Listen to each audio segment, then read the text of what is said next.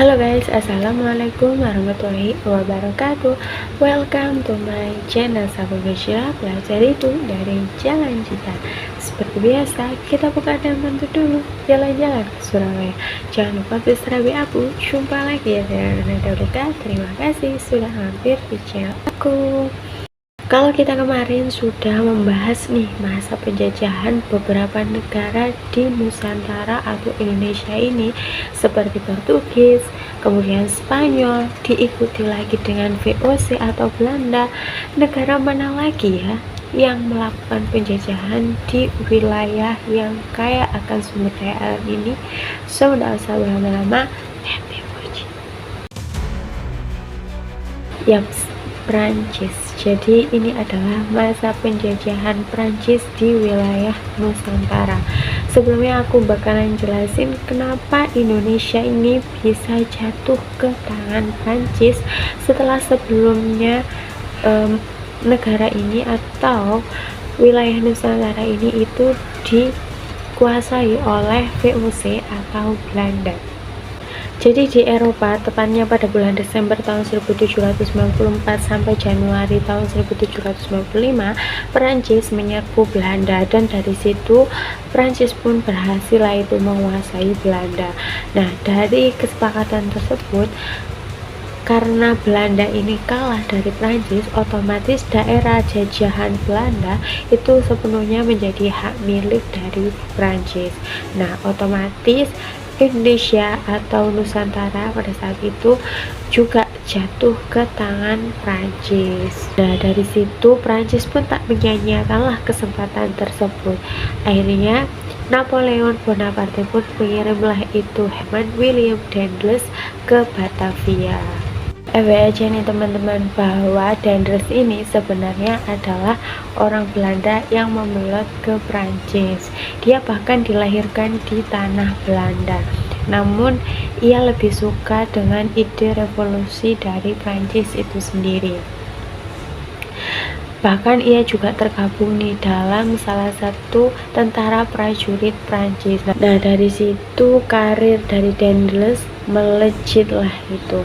Kemudian hingga ia ini turut serta dalam berbagai pertempuran, bahkan memenangkan pertempuran-pertempuran yang diikutinya, sehingga ia dipercaya oleh Napoleon Bonaparte itu untuk ke Batavia dan membenahi Pulau Jawa setelah kerusakan atau krisis yang dialami oleh VOC sebelumnya. Sesampainya di Hindia Belanda, tugas William Daendels ini lumayan berat karena ia harus membereskan kekacauan yang ada di Pulau Jawa karena disebabkan oleh VOC sebelumnya. Namun dari situ ia tetap menjalankan tugas tersebut. Bahkan dia harus melawan dari bangsa Belanda itu sendiri. William Daendels pun kemudian memerintah Hindia Belanda dari tahun 1806 sampai 1811 dengan tugas dua utama yang paling penting. Yang pertama, mempertahankan wilayah Pulau Jawa dari serangan Inggris, dan yang kedua, memperbaiki sistem pemerintahan dari segala penyelewengan, terutama korupsi. Nah, dalam mengemban misi tersebut, William Daendels kemudian menciptakan kebijakan-kebijakan baru di Hindia Belanda. Di antaranya, yang pertama, pembangunan jalan dari Anyer sampai Panarukan. Kemudian yang kedua, mendirikan benteng-benteng pertahanan, membangun pangkalan armada laut di Merak dan juga Ujung Kulon, mendirikan pasukan yang beranggotakan pribumi, membangun rumah sakit serta tangsi militer baru, serta mendirikan pabrik-pabrik senjata seperti di Surabaya, pabrik pembuatan meriam di Semarang, serta sekolah militer di Batavia. Kebijakan lain juga diciptakan oleh William Daendels dalam bidang pertahanan, diantaranya memecah Pulau Jawa menjadi 9 prefektur atau daerah setara keresidenan untuk mempermudah pengawasan. Kemudian mengangkat bupati-bupati Jawa menjadi pegawai pemerintah, menaikkan gaji pegawai, serta mendirikan pengadilan dengan adat istiadat sebagai aturan yang diberlakukan. William Dendels ini memiliki sifat yang sangat keras, bahkan ia memiliki pemikiran atau metode-metode yang berbeda dari pemerintah Belanda sebelumnya. Nah, contohnya saja, kalau dia tidak suka dengan pekerja, maka ia akan langsung memecat pekerja itu detik itu juga, serta metode-metode yang lainnya.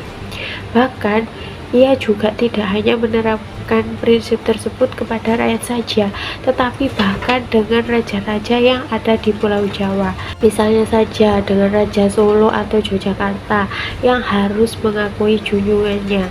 Kemudian dengan Raja Banten atau Sultan Banten yang tidak mau mengikuti kebijakannya dalam membangun jalan raya dari Anyer sampai Panarukan itu, maka Sultan Banten tersebut langsung diasingkan. Dendels dianggap sebagai pemimpin yang bertangan besi dan juga otoriter. Ia sangat disiplin, kerja keras, dan juga terkenal kejam. Bahkan tak segan-segan siapapun yang membangkang, maka ia akan langsung mendapat hukuman dari Dendels secara langsung. Nah, untuk menambah kekuatan militernya, pemerintah Prancis di bawah pimpinan Dendels tersebut ini mengangkat rakyat-rakyat pribumi untuk menjadi anggota tentaranya yang baru. Nah, dari situ setara lah itu atau sejalan lah itu dengan kebijakan seperti pembangunan tangsi-tangsi militer dan juga benteng-benteng. Kemudian tak berhenti di situ, William Dendels juga mendirikan rumah sakit tentara. Dendels juga mendirikan pabrik-pabrik mesiu.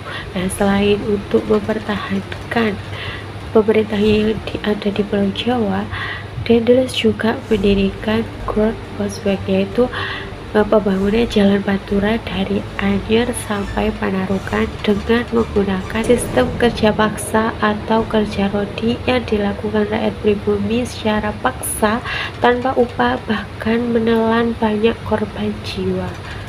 Keberhasilan dalam pembangunan jalan dari Anyer sampai Panarukan ini tentu saja menjadi pencapaian yang gemilang pada masa pemerintahan Dendels. Itu dari POV-nya Dendels dan pemerintahan Prancis. Tapi setiap jengkal dari jalan yang dibangun tersebut adalah rintihan jiwa dari rakyat atau pribumi, karena mereka yang dipaksa untuk mengerjakan pekerjaan tersebut secara paksa, disiksa bahkan tanpa upah sekalipun. Setelah pembangunan Groot Bosweg itu tadi selesai, Dendels kemudian memerintahkan untuk membuat perahu-perahu kecil dan pelabuhan-pelabuhan untuk tempat bersandarnya kapal perang. Nah, rencananya ini akan diletakkan di daerah Banten Selatan. Pembangunan pelabuhan ini itu juga menerapkan dengan sistem yang sama, yaitu kerja paksa oleh pribumi, dan di sini pembangunan pelabuhan tersebut tidak sedikit memakan korban jiwa, karena pada saat pembangunan itu juga banyak sekali warga atau pribumi yang terserang penyakit malaria. Nah, dari situ makin banyaklah korban jiwa sehingga pelabuhan tersebut tidak dapat terselesaikan. Namun di sini kejamnya Dendels ya, dia menganggap bahwa para pekerja Banten itu tidak ada harganya, sehingga ia pokoknya mau pelabuhan tersebut tetap harus wajib diselesaikan apapun caranya. Tak berhenti di situ saja, pemerintahan Dendels juga menjual tanah-tanah gubernur atau pemerintah kepada pihak partikelir atau swasta. Nah, awalnya Dendels ini hanya menjual tanah dari rampasan Kesultanan Banten di Jasinga. Namun lama-kelamaan dia ini juga menjual tanah yang ada di sekitar Batavia atau yang disebut Omelandane. Langkah ini diambil Dendels setelah Belanda ini mengalami kesulitan karena kekurangan keuangan setelah ia melawan Inggris. William V dari Belanda itu berhasil lolos dari serangan Prancis dan melarikan diri ke Inggris. Ia kemudian tinggal di Kew dan memerintah dari sana. Lewat surat-surat Kew terungkap, para pejabat Belanda ini diperintahkan untuk menyerahkan kekuasaan mereka ke orang-orang Inggris agar tidak jatuh ke tangan Prancis. Dengan jatuhnya pangkalan utama Prancis di Mauritius pada tahun 1810, semakin membuat Inggris memiliki kekuatan untuk merebut Indonesia dari tangan pemerintah Prancis. Akhirnya pada Mei tahun 1811, Daendels resmi dicopot dari jabatannya. Ia juga dituduh memperkaya dirinya sendiri dengan menjual tanah-tanah tersebut. Kalian masih ingat? Daendels kemudian dipanggil oleh Napoleon dan disinilah Belanda ingin untuk mengambil alih tanah Nusantara untuk dikuasai kembali di bawah pemerintahan Jan Willem Jansen. Nah, sebenarnya di sini ada dua versi kenapa Daendels ini dipanggil oleh Napoleon. Yang pertama karena Daendels ini dibutuhkan untuk serangan Prancis ke Rusia. Kemudian yang kedua, hubungan Daendels yang kurang baik dengan raja-raja yang mungkin bisa berakibat memperburuk situasi menjelang serangan dari Inggris. Dari situ masa penjajahan Prancis kemudian resmi berakhir pada tahun 1811. Nah, meskipun masa penjajahan Prancis bisa dikatakan cukup singkat, namun dampak dari kebijakan Daendels itu sangat berpengaruh terhadap sejarah perkembangan bangsa Indonesia itu sendiri. Salah satunya seperti pembangunan jalan dari Anyer sampai Panarukan tersebut, ya kan. Namun tetap saja namanya penjajahan tak bisa dibenarkan. Tapi itu juga bisa menjadi bagian dari perjalanan bangsa Indonesia yang sangat penting dalam sejarah.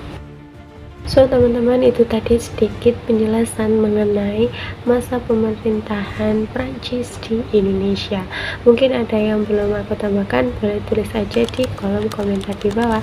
Terima kasih buat yang sudah nonton dari awal hingga akhir. Mohon maaf bila ada kurangan. Terima kasih. Seperti biasa, jangan lupa like, komen, dan subscribe-nya. Terima kasih. Wassalamualaikum warahmatullahi wabarakatuh. Bye.